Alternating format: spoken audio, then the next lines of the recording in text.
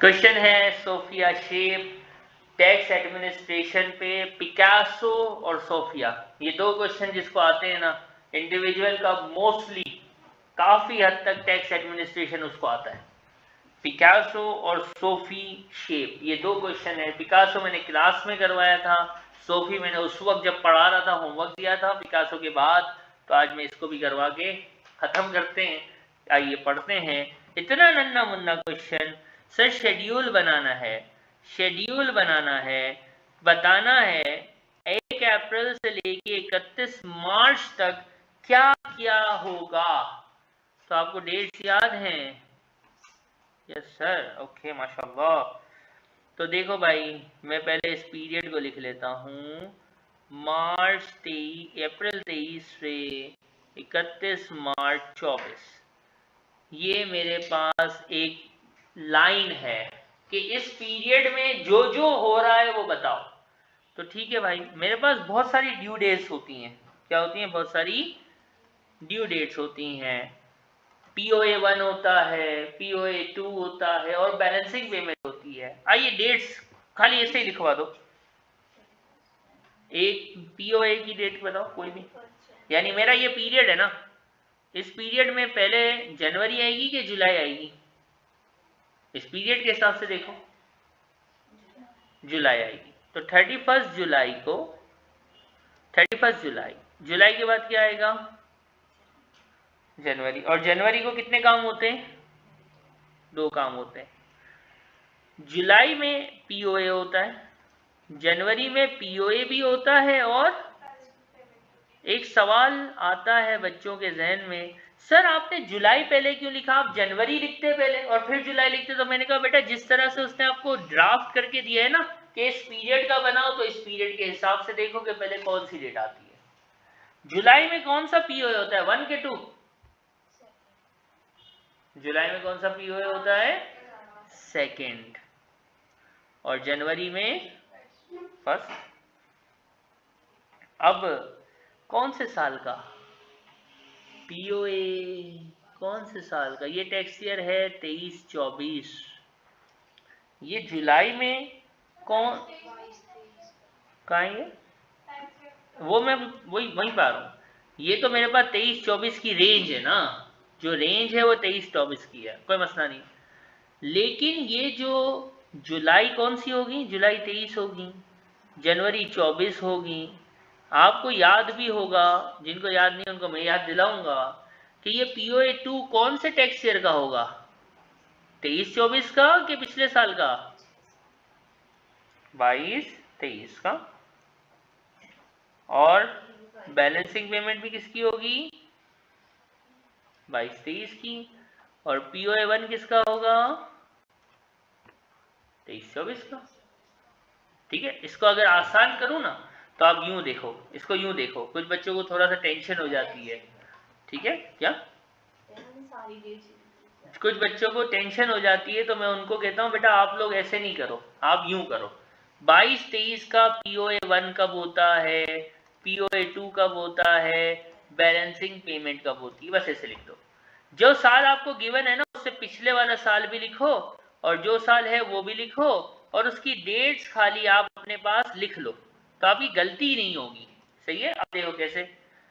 22-23 POA 1 कब पे होता है? 31 जनवरी 2023, फिर 31 जुलाई 2023, और फिर ये डेट्स है। और ये POA 1 कब होगा? फिर और फिर ये आपने लिख ली। अब इसमें से सिलेक्ट कर लो कि मेरी जो रेंज है ना ऊपर, क्या रेंज है? ये रेंज है। इसमें कौन कौन सी डेट आ रही हैं?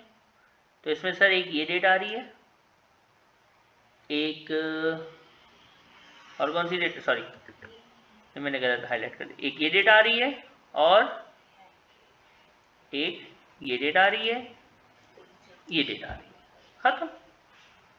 कैसे करना है पेपर में? सर हम डायरेक्ट नहीं बना पाते, हम अभी नाजुक से बच्चे हैं, तो बेटा टेंशन नहीं। जो आपको रेंज दी है ना उसका टेक्स्ट ईयर कौन सा है वो लिखो, और उससे एक पुराना टेक्स्ट ईयर लिखो, जैसे मैंने यहाँ पे लिखा।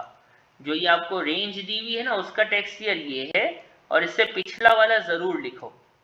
और इनकी 3-3 डेट्स होती हैं, 3-3 डेट्स को लिख लो। POA1 POA2 balancing payment, POA1 POA2 balancing payment, कहानी खत्म। फिर क्या करो, फिर इस रेंज में जिसके लिए मांगा गया है उसमें इन 6 डेटों में से कौन कौन सी डेट आ रही है उसको लिख दो। लिख दिया, आपको खुद ही पता चल जाएगा कि POA2 किसके लिए था, 22-23 के लिए था। बैलेंसिंग पेमेंट किसके लिए थी, 22-23 के लिए थी। POA1 किसके लिए था, 23-24 के लिए था। सबसे ज्यादा मुश्किल ये डेट सिलेक्शन होती है बच्चों के लिए, तो इसका जुगाड़ मैंने बताया, इसको फॉलो करोगे तो डेट सिलेक्शन इंशाल्लाह आसान होगी, डायरेक्ट आप लोग शायद नहीं कर पाओगे। ठीक है, आगे बढ़ेंगे। अमाउंट निकालना बड़ा आसान होता है, कैसे निकालते हैं?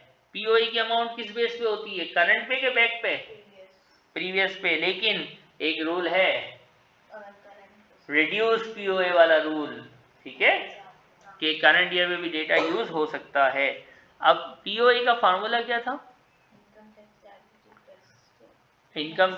अब ये पीओए 22-23 का है ना, तो कौन सा डेटा यूज होगा, 21-22 का, राइट। इनकम टैक्स कितना है, 5240, और NIC 4+ होती थी।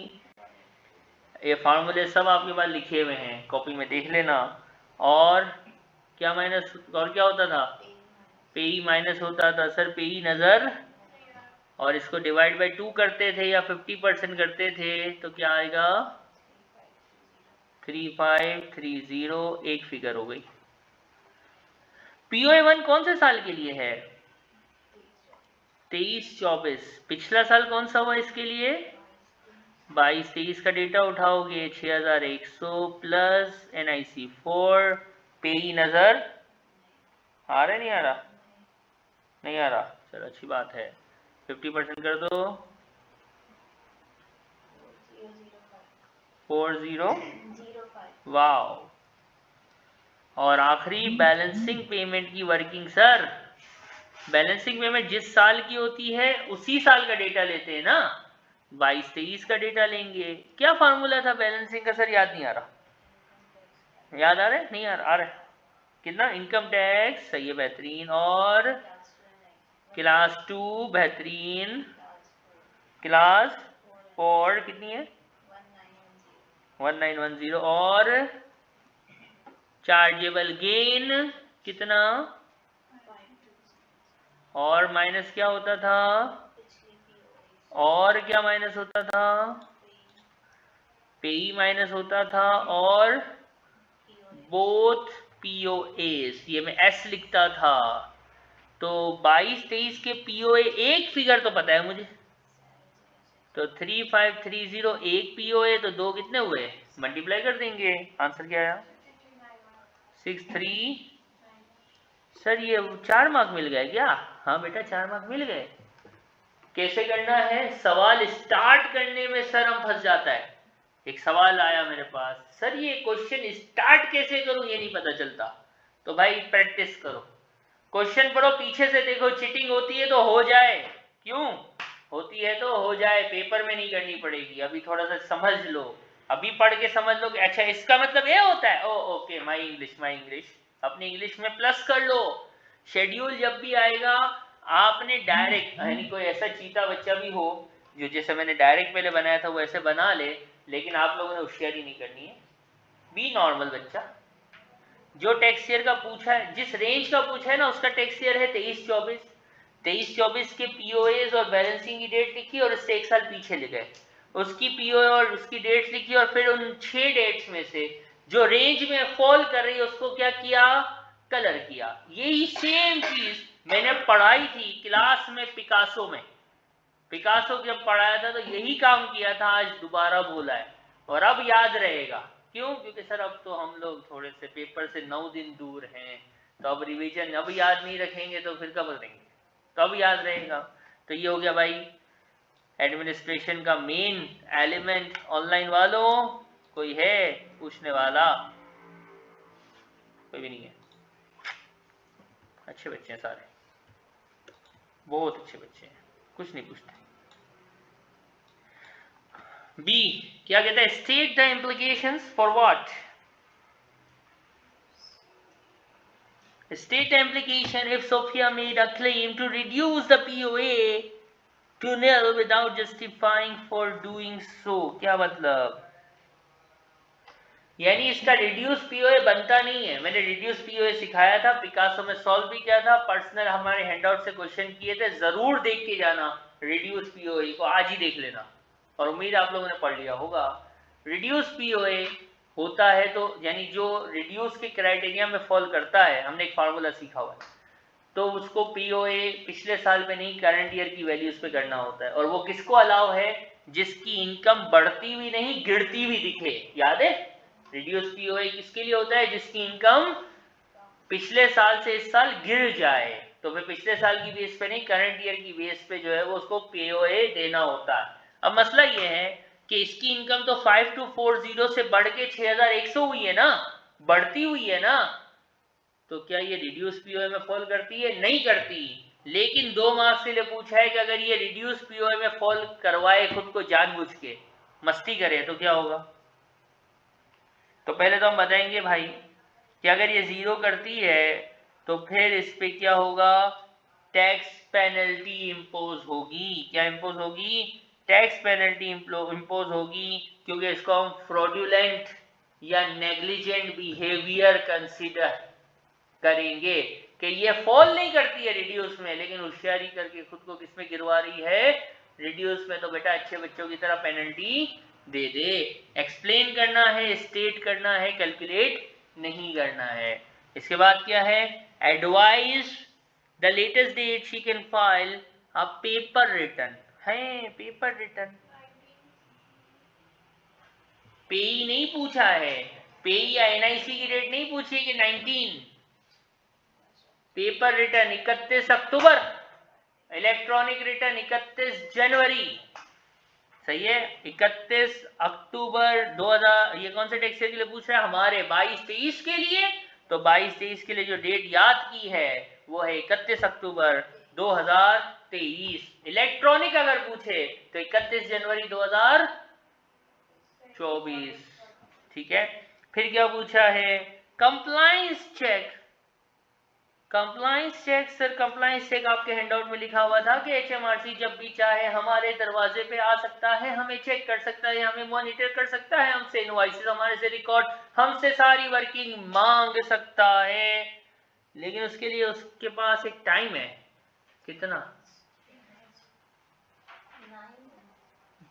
कंप्लायंस का टाइम पूछ रहे हैं हम, रिटर्न नहीं। हाँ, रिटर्न के लिए उसके पास 3 महीने होते हैं कि वो जल्दी किसी से रिटर्न मांगे तो वो नोटिफाई करेगा तो 3 महीने में रिटर्न मिलेगा। ये रिटर्न थोड़ी है, ये कंप्लायंस है।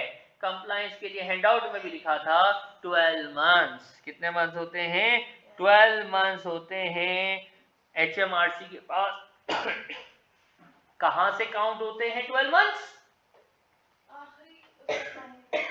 रिटर्न जमा कराने की तारीख से 12 मंथ्स काउंट होते हैं। यानी अगर वो टाइम पे रिटर्न जमा, अब इसमें भी एक वो है, डिबेट है, हैंडआउट में लिखी हुई है। सर रिटर्न जमा कराने की तारीख, फॉर एग्जांपल ये मैनुअल जमा करा रही है तो 31 अक्टूबर है, तो 31 अक्टूबर रिटर्न जमा कराने की तारीख है, 31 अक्टूबर 23, तो 31 अक्टूबर 24 तक एचएमआरसी के पास टाइम है। लेकिन अगर ये बंदी सर मैनुअल नहीं, पेपर नहीं, इलेक्ट्रॉनिक रिटर्न जमा करेगी तो डेट होगी 31 जनवरी 2024, तो एचएमआरसी के पास कितना टाइम होगा, 31 जनवरी 2025 तक। सर अगर ये बंदी जो है ये डफर है, सिलो है, लेजी है, नींद में है, जिन्नात वगैरह के मामलात में है, तो फिर क्या डेट होगी, तो उसने सर जमा करवाया 8 महीने लेट, 10 महीने late. For example instead of submitting electronic return by 31 January 2024, उसने रिटर्न जमा करवाया 31 जुलाई 2024 को, तो एचएमआरसी के पास अब 31 जुलाई 2024 से कितना टाइम है, 12 महीने का। और सर अगर कोई एफिशिएंट है, रुबात है, एफिशिएंट, ये टैक्स ईयर खत्म हुआ, 31 जनवरी का इंतजार ही नहीं किया, 30 नवंबर को ही रिटर्न जमा करवा दिया, तब HMRC के पास कितना टाइम है? 30 नवंबर तक नहीं, HMRC के पास मिनिमम ड्यू डेट से लेके यानी 31 जनवरी से ही 12 महीने का टाइम रहेगा। आपने जल्दी रिटर्न का जमा कराया तो HMRC के 12 महीने रिड्यूस नहीं होंगे, वो आपकी जो ड्यू डेट है ना उससे ही 12 महीने रहेंगे। लेकिन अगर आप लेट होते हैं तो फिर HMRC के पास वो आपकी एक्चुअल सबमिशन डेट से ही 12 मंथ्स होते हैं। वाखिर दावाना अल्हम्दुलिल्लाहि रब्बिल आलमीन। 15 मिनट में हमने क्वेश्चन किया है। जब रिटर्न जमा कराने से 12 और रिटर्न अर्ली जमा कराया है तो रिटर्न की ड्यू डेट से 12, ये कंप्लायंस का रूल है। 15 मिनट 46 सेकंड में हमने क्वेश्चन पूरा किया है। 18 मिनट तो ऑफिशियली अलाउ थी और मैंने पढ़ाते हुए किया है। तो अगेन टेक्स्ट का पेपर पास करना is not a big thing. किसके लिए? जिसको रूल्स याद हो। रट्टा रट्टा रट्टा, मैं हमेशा कहता हूँ टेक्स्ट का paper is not a competition, it's a दिमाग, इट्स अ रट्टा फाइट पेपर। रूल्स याद करो, रूल्स याद करो, रूल्स याद करो। शुरू से याद बोलता था, अब कितना फील होता है ना कुछ बच्चों को, क्या शायद हम शुरू से पढ़ लेते काश। लेकिन अभी भी टाइम है, 8 घंटे 10 घंटे डूब जाओ टेक्स्ट के अंदर, इंशाल्लाह अफाका होगा, पेपर पास होगा।